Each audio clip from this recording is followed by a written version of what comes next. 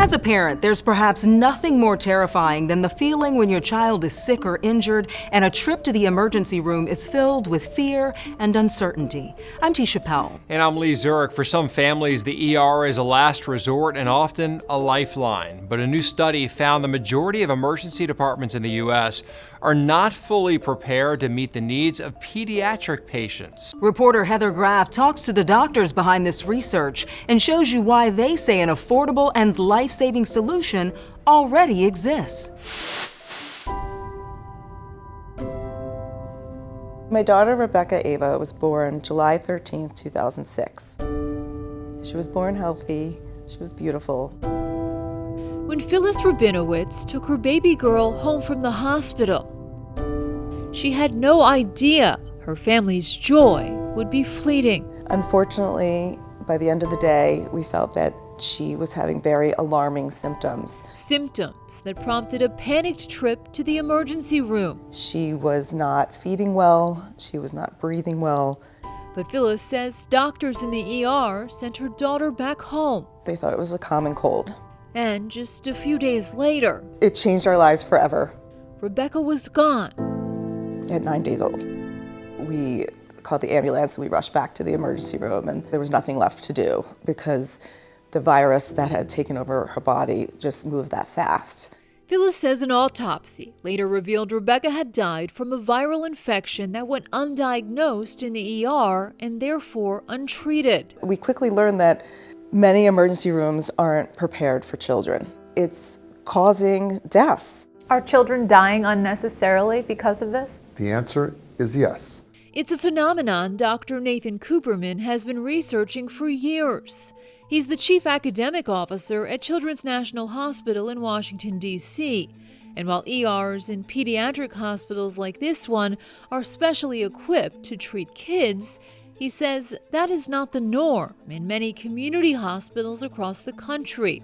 The National Pediatric Readiness Project evaluates ERs on criteria that include the availability of child-size equipment, along with pediatric-specific protocols and training. High pediatric readiness defined as scoring at least 88 out of 100 on that assessment. I don't want parents to panic, but this is important. Cooperman's latest study, in partnership with Dr. Craig Newgard of Oregon Health and Science University, analyzed data from nearly 5,000 emergency departments nationwide and found just 17% had that high level of readiness.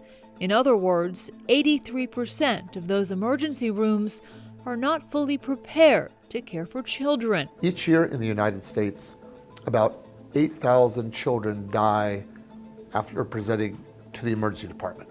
And our estimate is probably 25% of those deaths could be prevented if the hospital moved to the high readiness state. So more than 2,000 More than 2,000 children per year, exactly. Researchers also used predictive models to determine what it would take to bridge that gap. And this map illustrates what Cooperman considers to be eye-opening results. The estimated annual cost to reach universal high pediatric readiness ranges from just $0 to $12 per child, depending on the state, for a total of about $207 million each year to cover every ER in the U.S. $200 million a year is what we would call budget dust. It's affordable. Very affordable. To better understand how it's so affordable, he points to this checklist that provides critical but cost-effective ways to improve an ER's pediatric readiness score. One of the most important things is what we call a PEC, P-E-C-C, a Pediatric Emergency Care Coordinator. That is, having somebody in every emergency department whose job is just to make sure that you have the protocols in place, you have all the equipment necessary. That is a very, very high return on investment. And that caught your attention. It did. Tell me about that. I'm glad this study came out to show us the gaps. Dr. Steve English is medical director of the ER at Jamestown Regional Medical Center, about 100 miles outside Fargo, North Dakota. And in a rural area like this, he admits high pediatric readiness can be difficult to achieve. Turnover is a big part of it. It's hard to recruit people to rural North Dakota. Despite those challenges, the staff here recently began working to better prepare for their youngest patients. This color-coded pediatric cart, perhaps one of the simplest of the recommended changes. We open a drawer and the specific equipment is there already. They also convinced hospital administrators to invest in certain youth-specific supplies, and Dr. English himself is now trained as the Pediatric Emergency Care Coordinator. He says all of it helped raise the ER's pediatric readiness score by 14 points in just a matter of months. Not where we want to be quite yet, but I think we're definitely better prepared. A success story in North Dakota. And back in Washington, D.C., Dr. Cooperman hopes policymakers will also be compelled to take action. I think the federal government or state governments do need to be involved. And this is a roadmap for legislators to say, hey, in your state, you can do this by investing this amount per year. This is my memory box of my daughter, Rebecca. Until then, Phyllis Rabinowitz says she'll keep sharing Rebecca's story. I never got to know her. I never got to see her grow up. It's 18 years later, but I feel like it was yesterday. 18 years of grief and 18 years of advocacy.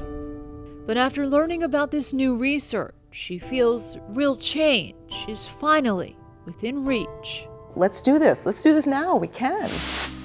That study was funded in part by the National Institutes of Health, and we asked the NIH lead on emergency medical services for children what she views as the biggest takeaway.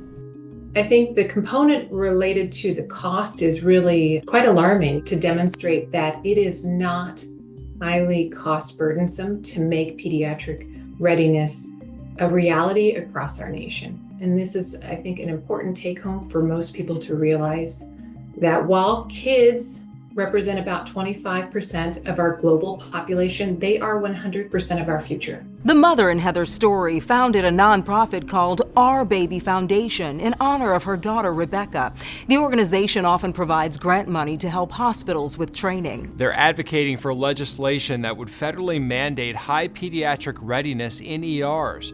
Right now, Delaware is the only state where every emergency department meets that standard.